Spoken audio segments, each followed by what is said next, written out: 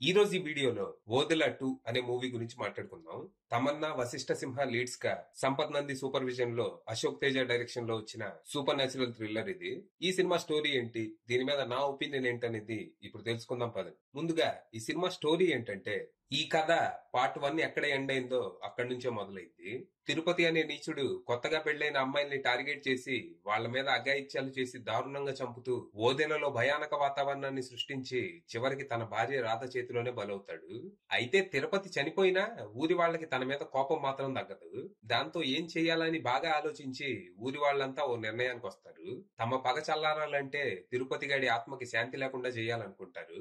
ఇందుకోసం ఏవో పూజలు చేసి తన ఆత్మకి సమాధి శిక్ష విధిస్తారు. సమాధి శిక్ష వల్ల ఆత్మకి ఎప్పటికీ విముక్తి ఉండదు. తన శవం ఏ బొక్కలైతే ఉందో ఇక అదే తన ఇల్లు. కానీ ఈ నిర్ణయంతో ఊరి వినాశనానికి ఊరి వాళ్లే పునాది రాయి వేసినట్టు అవుతుంది.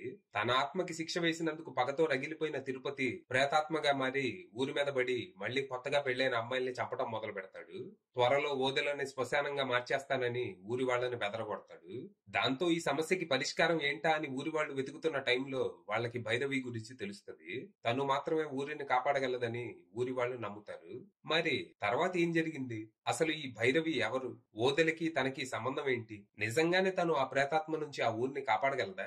ఇంతకీ తిరుపతి భార్య రాధ ఇప్పుడేం చేస్తుంది? చివరికి ఆ ప్రేతాత్మ నుంచి భైరవి ఓదెలని ఎలా కాపాడింది అనేది మీరు సినిమా చూసి తెలుసుకోవాలి.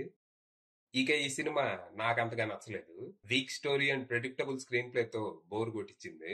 ఫస్ట్ పార్ట్ లానే ఈ సినిమా కూడా ఓ షాకింగ్ సీన్ తో ఓపెన్ అయింది. ఫస్ట్ సీన్ తోనే మన అటెన్షన్ గ్రాప్ చేస్తారు. ఆ తర్వాత ఊరి వాళ్ళు తిరుపతికి సమాధి శిక్ష వేయడంతో అసలు కథ ప్రారంభమైంది.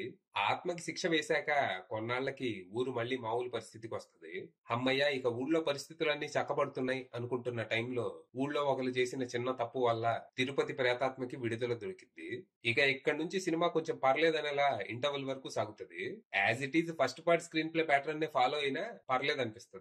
కాకపోతే ఇక్కడ కొన్ని సిల్లీ సీన్స్, మితిమీరిన హింస లాంటివి ఇబ్బంది పడతాయి. ఇక ఇంటర్వెల్ టైం కి తమన్నా ఎంట్రీ ఉంటది. స్టార్ హీరోలకి ఏ మాత్రం తీసుకోని ఎంట్రీ. దాంతో సెకండ్ హాఫ్ మీద మంచి అంచనాలు ఏర్పడతాయి. కానీ అసలు ప్రాబ్లం సెకండ్ హాఫ్ లోనే ఉంటది. ఇక ఇక్కడ నుంచి కథే ఉండదు.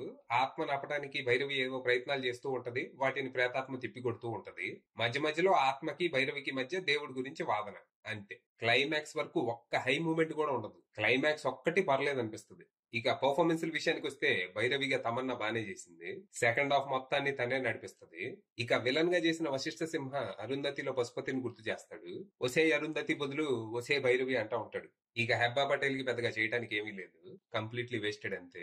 ఈ సినిమాలో మిగిలిన ఆర్టిస్టులంతా ఎవరి క్యారెక్టర్లు తగ్గట్టు వాళ్ళు బానే చేశారు. ఇక cinematography, production values and VFX లాంటివి టాప్ నాచ్ ఉండగా అజనీష్ లోకనాథ్ అందించిన పాటలు, బ్యాక్గ్రౌండ్స్ కూడా జస్ట్ ఓకే అనిపించాయి. ఇక స్టోరీ, స్క్రీన్ ప్లే, డైలాగ్స్ లాంటివి అందించి దర్శకత్వ పర్యవేక్షణ కూడా చేసిన సంపత్ నంది విషయానికి వస్తే ఆయన అనుకున్న కాన్సెప్ట్ వరకు బానే ఉంది గానీ స్క్రీన్ ప్లే, డైలాగ్స్ మాత్రం చాలా వీక్ ఉన్నాయి. కథా కథనాల్లో ఉన్న లోపాలని విఎఫ్ఎక్స్ తో కప్పెట్టే ప్రయత్నం చేశారు. ఇక డైరెక్టర్ అశోక్ తేజ విషయానికి వస్తే తన పనితనం ఓకే, ఇంకా కొంచెం మెరుగవ్వాల్సిన పని ఉంది. ఫైనల్ గా చెప్పేది ఏంటంటే, కంటెంట్ పరంగా సినిమా కొంచెం వీక్ గా ఉన్నా టెక్నికల్ గా మాత్రం సాలిడ్ ఉంది. ఎలాంటి ఎక్స్పెక్టేషన్స్ పెట్టుకోకుండా వెళ్తే ఓకే అనిపించే అవకాశం ఉంది. అది విషయం.